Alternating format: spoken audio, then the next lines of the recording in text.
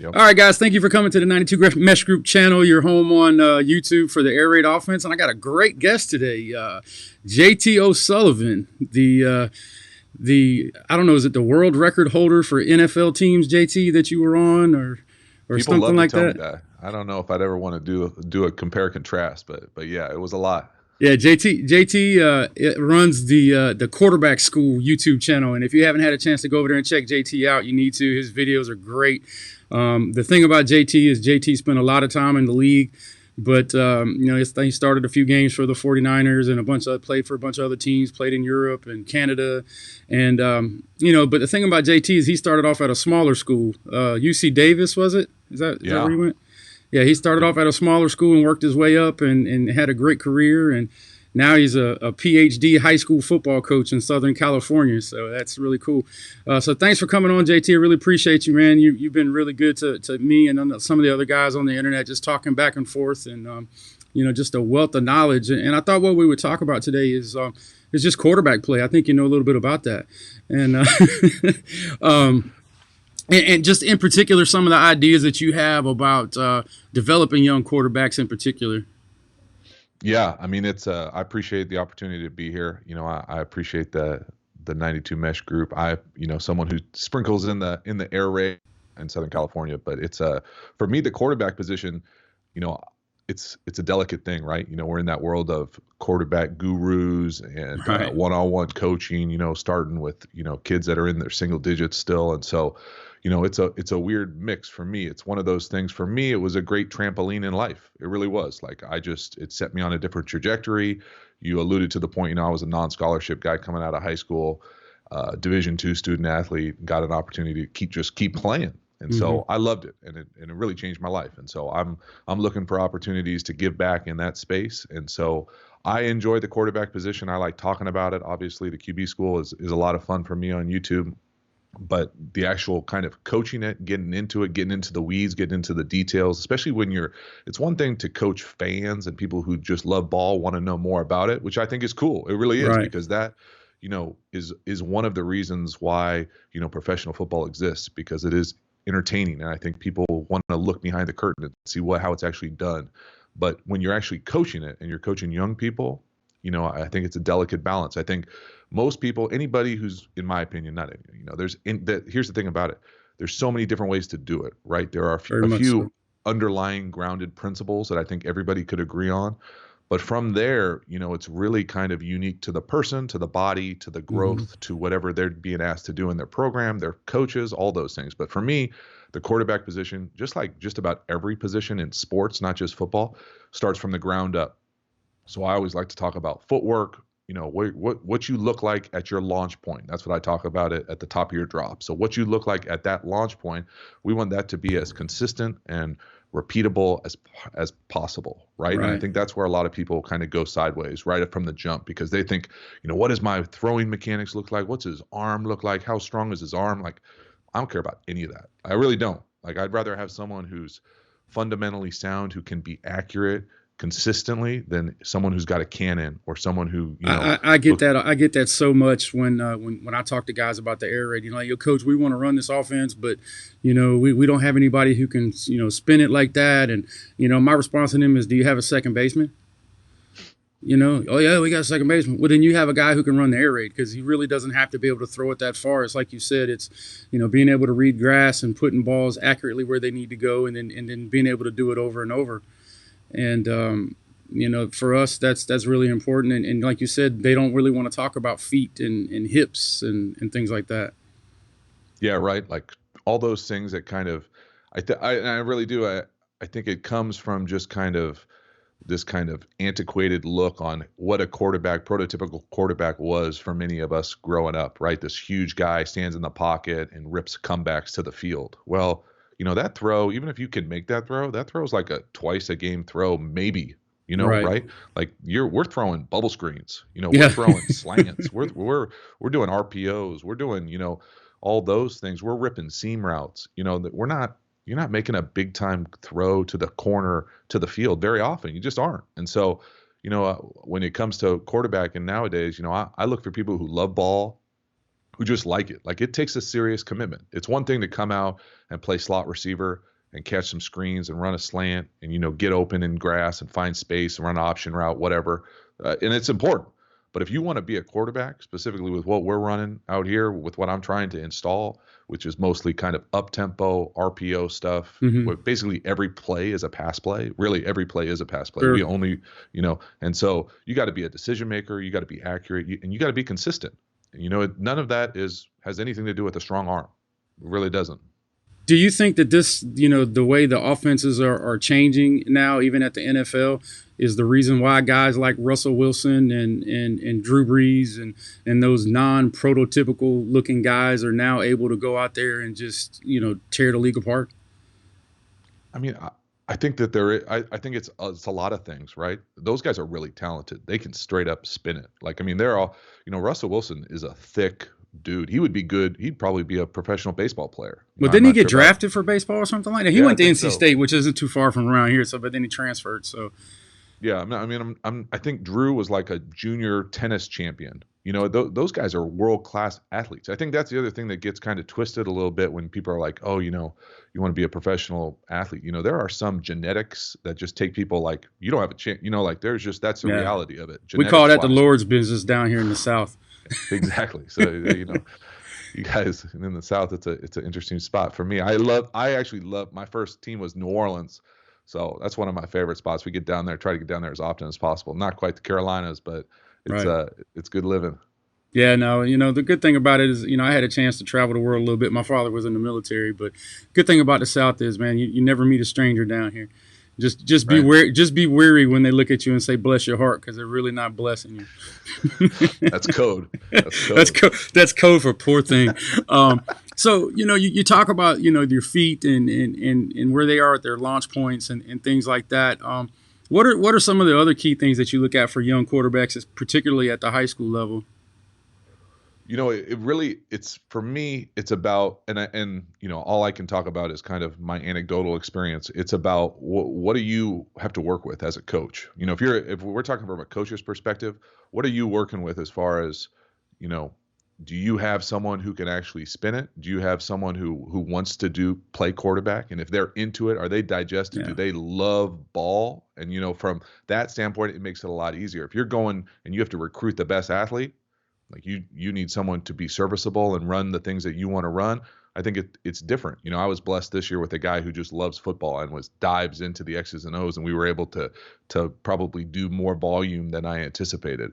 Where I'm not sure that's always going to be the case. And so for me, it's always about matching capacity with kind of the want to. And so for a long time, it was just, what can you handle? How many plays can we go into? What kind of concepts are you most comfortable with?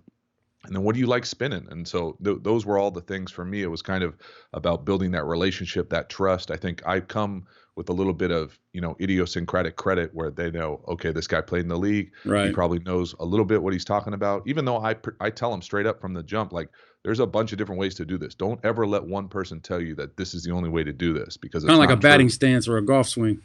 Exactly. Yeah. It really is. Yeah. And so it's about finding that balance for you. And even though I might be your coach and I might be watching you and I might want the best for you, it's still your body.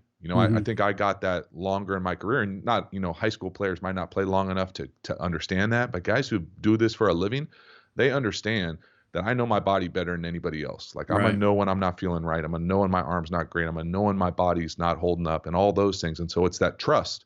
Building that trust with someone who you can trust to be the decision maker and really hold the franchise, hold the organization, hold the team, the program in their hands every single play, especially when you're running, what a lot of teams are doing, spreading the ball out, air raid stuff where you're making decisions about where the ball's going, and you might not necessarily be able to draw it up before the play exactly how it's going to unfold. They got to run to grass, you got to make good decisions, you got to be on the same page, all those things that take some decision making into it. So for me, it's never like, I always joke, like, people are always like, coach, I can't throw a spiral. Like, I don't care. Like, I legit, like, unless that thing is like catching a TV, like sideways, like your spiral, like, I used to have a coach, he's actually the head coach. He was my offense coordinator in college, bounced around the league for a long time, almost a decade. Mike Morawski was my offense coordinator in college. Now he's the head coach at, I want to say, the College of Idaho. And so he used to say, anytime I throw not the most beautiful ball in the world, he goes, but there's a little bit of truth to it too. Like, don't worry about it, bro. Like, it doesn't matter. Like, if it's not a perfect spiral, like Peyton Manning was going to be one of the best quarterbacks of all time, and I saw that guy throw some end over end touchdowns. Like, it doesn't matter. Yeah. So, you know, Yeah. it's a little bit of like a. And the one thing that I tell guys is that you always have to keep adding new tools to your toolbox, because you're going to get a different kid, you know, every year or two. And, you know, and it's not like in the college level, at least, well, let me rephrase that. It's not supposed to be like the college or the pros where you can go out and find that guy that fits your system. You know, you may have a short, fast guy one year, and the next year you may have a tall, lanky guy the next year, or so on and so forth. So as a high school coach, I think it's really important that you keep expanding your toolbox, which is why it's important, you know, to check out guys like you who know about quarterbacks, who talk about quarterback play, you know, constantly learning things. And you know, I just really think that's the challenge of being a high school coach. And I spent a year on the college level coaching, and it was the easiest year ever, you know, schematically, because everybody did the same thing. You know, we were going to see two deep shell guys coming off the edge, and, you know, everybody's defense was pretty much the same thing.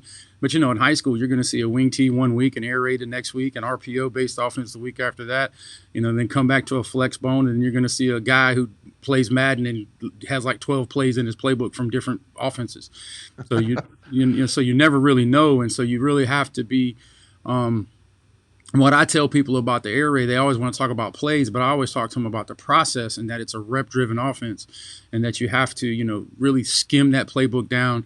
I think I saw a video you did where somebody asked you how many plays NFL teams take into the week, and you were like, you know, it's like 150 some plays, but then really it gets pared down, and then ends up being, you know, maybe several different concepts with all the window dressing, and I like that idea. But, you know, my thing is we're going to take 20 plays into the week, and we're going to run 20 plays, and we do that pretty much as possible, just so we can get good to address those things. Yeah, I mean, you know, you touch on a bunch of different stuff. My thing as a coach and as a player, I was always like, I don't really care what kind of offense I'm in. Like, you call it, you know, ketchup and mustard. I don't care. My job as the quarterback is I'm out there to be the point guard. I'm gonna dish it to the best player that we have. Like, I want to get that ball to the best player we have as often as possible. And if for some reason that player is covered or tired or tapped, or, you know, it's just not going to work for this read or whatever, then I'm going to try to get to the second best player. Like, if you want to get up on the whiteboard and tell me about all these perfect things, like where everybody's a really good player and they're all equal, you know, that's what I think about whiteboard ball. Like, you're making it seem like all 5 wide receivers are all, you know, your skill players are the same. They're not the same. Like, they're not the same. Like, we have a couple of really good players. I'm going to try to get them to rock. Like, yeah, I know it's not going to work all the time. We're not going to force it and throw into, you know, double, triple coverage. But, like, the intent of the play, my job as the play caller is to make sure that the quarterback and the unit knows what the intent of the play is. Right. If the intent of the play is to get this person the ball, then that's what we're trying to do. Now, don't force it. Don't throw it into someone's chest that's wearing a different color. But, like, have an understanding. And I think once you have an understanding, and that if you teach it from that, that's how I always liked it from the coordinator. Like, don't just give me some like random play and let me go out there and read it. Like, I don't know who they're going to throw. Like, I don't know who I'm trying to get the ball to. Like, I want to know who I'm trying to get the ball to. We used to call those him routes back in the day. Throw it to him. Exactly. Which, you know, if you got that guy, I mean, you know, if you got that Terrell Owens or Jerry Rice or Randy Moss type guy, you know, you're dumb not to do that. And, you know, what Coach Mumme says about the air raid, the idea and the philosophy of the air raid is to get the ball to people who can score out in space as quick as possible. You know, just get them the ball and let them do their thing. You know, there's the reason why you want guys that have ball skills, and that's why you can see, you know, some of the best quarterbacks in the country at any level you're like, yo, that guy? Really? I mean, and they just have a knack for getting it to where it needs to go. So, JT, tell me this, like when you started working with the quarterback, and I know you said this is your first year coaching, so, you know, that's going to be interesting because, you know, the thing I learned, you know, and I was nowhere near the player you were, but when I was coming out of the college level, my high school coach told me, he said, the first thing you need to understand is these kids can't do what you can do. So how hard was that for you transitioning into being a coach, understanding that things that maybe came easy to you weren't as easy to them, and, you know, what did you do to try to overcome that? That's a good question. I always used to bug me, man, when I would have coaches that I felt like were living their like glory days, as players, and but at the same time, I think that there is something to be said for someone, and I know you don't have to have played to be a good coach in anything, right? Like you Right. just don't have to, but there is some value to being able to be like, hey, listen, just let me show you how to do it. Like we've talked about it, like let me show you what the trajectory of this ball is supposed to look like, and I think that that part of it helps resonate a little bit. But for me, I was not a great high school football player. Like no scholarships, like I'm not trying to fool anybody. Like that's just the reality. Like if I was good enough, I would have, played at a higher level. Not saying that I didn't have a great experience at Davis, but that's just the reality of it. So like Yeah. I think that there is some like just self-awareness to know that that's the truth. And so we have some people out here. I coach at Patrick Henry in San Diego. We got some dudes on this team that are really good players that are better than I ever was. And so, there's some that's just the reality of it. And so I don't know that I'm always trying to figure out from the quarterback perspective what I always loved the best about play callers or quarterback coaches were it wasn't like, hey, this is what we're going to do. It's, hey, what do you do really well? Okay, Hmm. well, as a quarterback, what do you do really well? What do you feel comfortable throwing? Let's do as much of that as possible. And so that's what I try to do. There are some things that our quarterback this year was really great at, thrived in it. There were other throws that would drive me crazy in practice. And so I wouldn't run him in the game. It's just that simple. Like you got to prove to me that you can do it consistently all the time. And if you can't, then, we're not going to do it. And so I coached him very hard. I coached that position hard. I coached the offensive perimeter really hard. I think if you talk to him personally, he would probably say I coached him the hardest because I have high expectations for that Yeah. position. Because if you do it well, you can really thrive and you can help elevate a program really quickly. And Yeah. so, No doubt. just about trying to figure out for me, I never thought that I wasn't a guy who could make all the throws all the time. So I had to Hmm. learn how to manipulate what that was. And so if it was like, okay, they're going to keep calling this like big play action that I have to make this crazy hard throw down the field, that you know what? I might just throw the check down, and be like, "Hey, coach, I couldn't see it." Like that's survival. Hey, Like that's the two truth. Like, nickels make two nickels make a dime. I say it all the time. yeah, And in film, looking at it with quarterbacks, sometimes you say, "Hey, look, now this is what we were looking at, but that's okay too." And it's kind of like when you teach them, RPO game. I always tell my guys, "Look, you're never wrong if you give it.